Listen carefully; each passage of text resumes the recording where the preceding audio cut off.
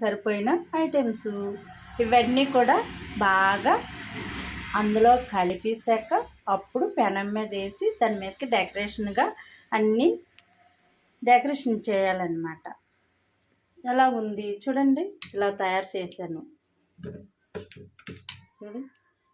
చూడండి ఎంత బాగుందో. చూడడానికి కలర్ఫుల్గా ఉంది కదా. మనం షాప్లోకి వెళ్ళి కొనుక్కుంటాం కానీ అదే హోటల్లో కట్ట వెళ్ళి ఆన్లైన్లో నట్ట బుక్ చేసుకుంటాము. అలా చేయకుండా ఇలా పోసుకుంటే చాలా బాగుంటుంది చూడండి. ఇంక వీటి మీద ఇవన్నీ క్యారెట్, బీట్రూట్, పుదీనా ఇవన్నీ కూడా పైన ఆనియన్స్ ఇవన్నీ కూడా చేయాలి. పైన ఇలా ఇలా పెట్టి చూడండి ఎంత బాగా వచ్చిందో. ఎక్కువ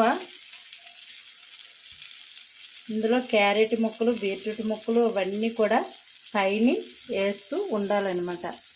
దీన్ని మనం షాప్లో కొనే బదులు ఇంట్లో ఇలా తయారు చేసుకుంటే పీసులుగానే చాలా బాగా కట్ చేసుకొని తినొచ్చు అనమాట. నేనైతే కొంచెం వరిపిండి, కొంచెం మైదా, కొంచెం గోధుమ పిండి వాడాను. ఇందులో ఈ 3 రకాలు కలిపాను అనమాట.